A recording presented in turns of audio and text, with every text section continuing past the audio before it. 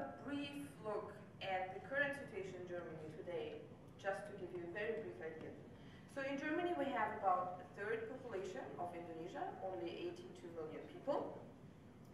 The healthcare expenditure is pretty high. It's about 11% of the GDP.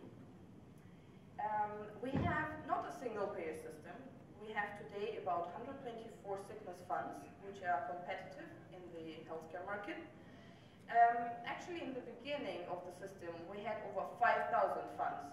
So there has been a huge transition to a reduction of different sickness funds in the past. The benefits are granted based on medical needs, so they are all equal in all sickness funds for all the members of the insurance companies. The insurees pay a percentage share of their income, shared between the insuree and the employer, so very similar adopted in Indonesia today.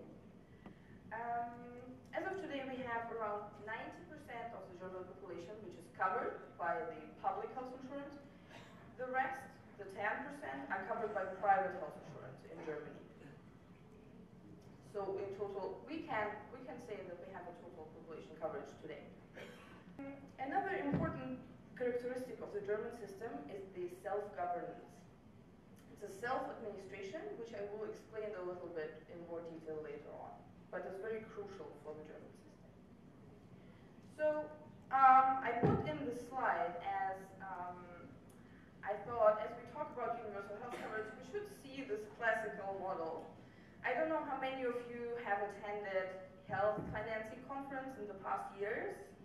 I think there are little or no presentations without this graph, so I was quite surprised the colleague didn't show it, but I'm happy also, so I can just briefly mention it. So when talking about universal health coverage, we talk about 3 dimensions. Yeah? So one dimension is the population coverage, how many people are enrolled or covered by a certain scheme. We also talk about depth of coverage in terms of medical services provided by the respective scheme. And we talk about financial protection in terms of existing co-payments or cost sharing within the schemes. So, talking about population coverage, this is what was mentioned before. Germany is often cited as a good example for universal health coverage in terms of population dimension. However, as mentioned before, the system is quite old. The system has evolved in over 100 years. In the beginning, actually, there was quite a long period where population coverage was not achieved. So it took us over 100 years to achieve full population coverage. This is shown here in the graph quite impressively. So even in the first 50 years, it took to cover just half of the population. And actually, the last laws were still amended in 2007, so very recently, to close the very last gap in population coverage. Here I just show you some examples of the extension. Actually, the extension was done in terms of horizontal coverage, so different population groups were added as time passed on. So we started with miners and formal workers in the industries, and then continued to sectors such as agricultural sector, domestic servants, civil servants were included much later on in 1911, and then groups such as unemployed and students and so on followed. So, when we talk about universal coverage, it's often reduced to this aspect of population coverage. But actually, as we mentioned, the 2 other dimensions are also equally important. So we also want to see what is behind the population coverage, what are people actually getting out of the system.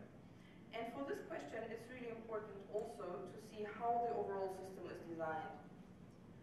How, for the money collected, services are provided. How do we use the resources effectively and efficiently for the population? So, as Germany coped with some challenges also in the past, I would like to talk about some characteristics of the system which really help to maintain the sustainability of the system in Germany. So one very example, which I also mentioned in the beginning, is the self-governance aspect. What does self-governance mean? The main principle is very simple. Basically, in Germany, the state, the government, entrusts the social health insurance fund with quite a lot of tasks. So they are tasked to provide the public interest, to provide the healthcare provision for the citizens. And they do it quite independently. They're quite autonomous in that. They're still under legal supervision of regulatory bodies, such as MOH, for example, but otherwise they're pretty flexible in their acting. The rationale behind this is that self-administered organizations can respond to changing needs in the system more quickly and flexibly than the state. This is the assumption in Germany. So another important factor is that stakeholders really have a voice in the system. So, for example, every 6 years, the composition of the administrative bodies, of the administrative board in the sickness funds, in the health insurance funds, are elected by the members. 50% are elected by the employers, 50%, the other half, is elected by the members themselves. The task of the administrative board is actually to hold the funds accountable and also to supervise the managerial board of the sickness funds.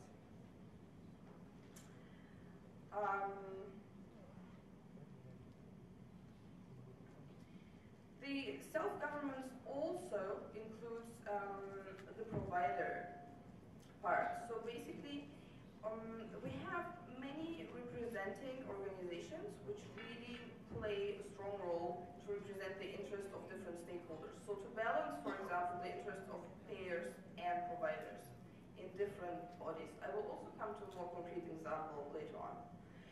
So basically the idea and the role behind the setup is to have the interest representation of the members, to have an efficient service provision and flexible adjustment, and also to have the steering function within the healthcare financing system and not so much within the political domain.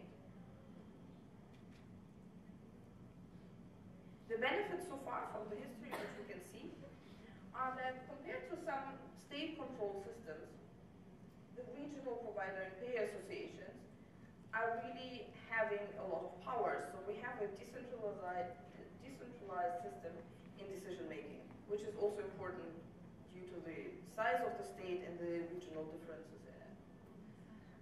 It is also considered as an expression of democracy and stronger influence of the people.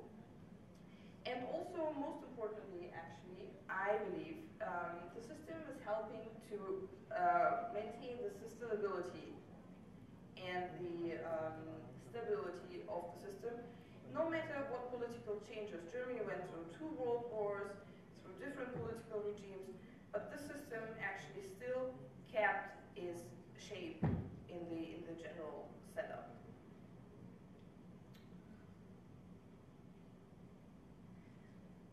Now I would like to come to the second point, which I would like to mention, which is benefit design, universal health coverage.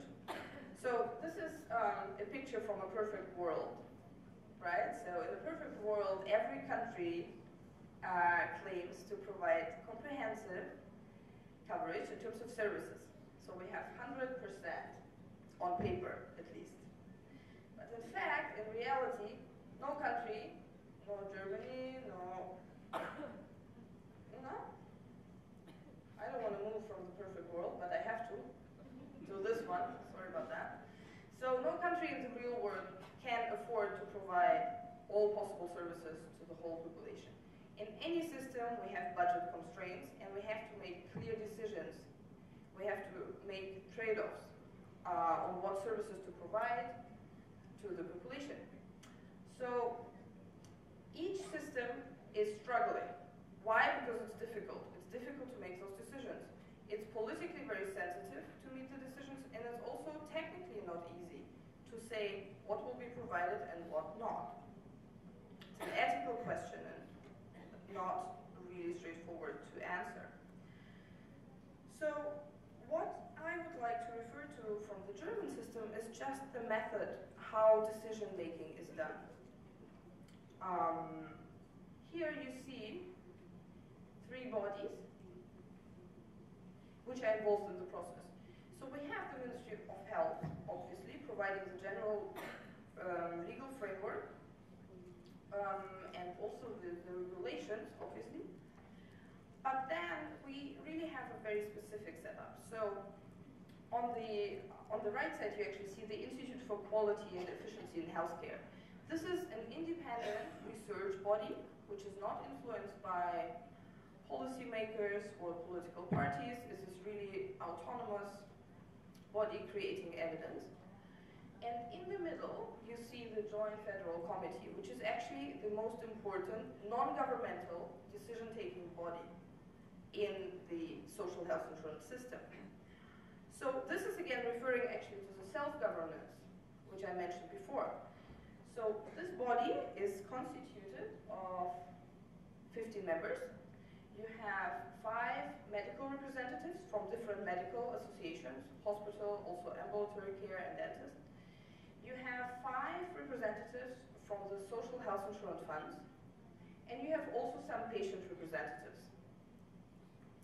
So this body in the middle really has the right to make decisions based on the evidence provided by the Institute, which the Joint Committee can commission for studies and for generating the evidence, provision of MOH. But otherwise, this body really is making decisions on the benefit package, on the benefit catalog.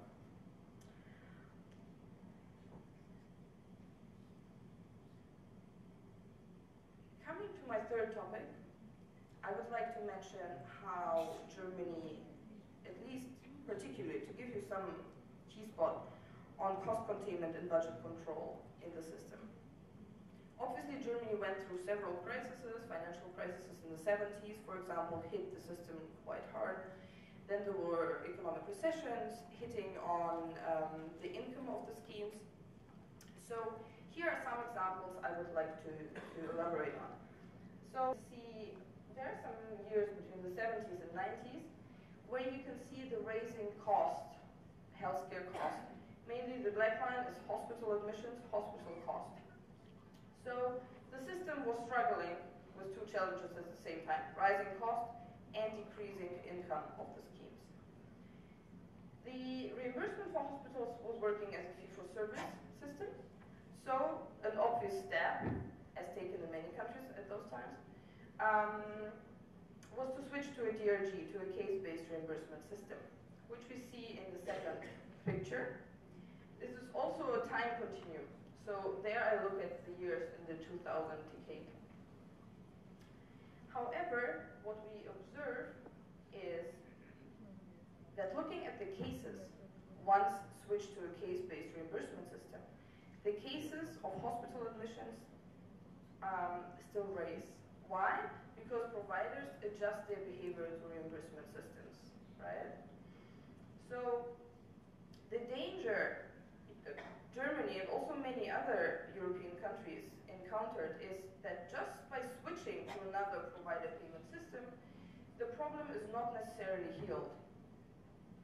The problem still maintained. However, some measures were taken also in combination with the DRG reimbursement. So here I have a slide from Czech Republic actually to demonstrate some more breadth in Europe. Here you can see the effects of different reimbursement. Oops.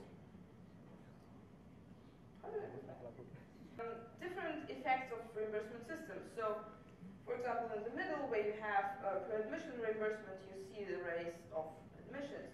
However, when you introduce DRGs, combined with the global budget, so a soft cap on the budget, the admissions went down in Czech Republic. And this is how they, in the 90s and early years of 2000, maintained some control. So this is referring also to the current development in Indonesia. In my personal opinion, I do think that there is still room for some measures on budget control in terms of cases in DRG payments. Another measure is that when contracting providers, we do not only contract the cases or just purely the hospitals to provide unlimited services. The negotiations are based on the case mix, so specific cases provided by the specific hospital, but also the volume of cases which should be provided. This gives you the negotiated volume. What happens if a provider either undergo or overrun the agreed volume? In case of undergoing the volume, the provider actually still gets a little bit more reimbursement because they should not have the incentive to reduce the cases provided. They should still have the incentive to provide necessary care. So in the case of undergoing. If cases are provided more and more, there are some budget caps. So providers after some limit, after some negotiated limit, don't have the incentive to go unlimited in their provision of cases. This has been a very effective method so far to have a better understanding and better control of the cost.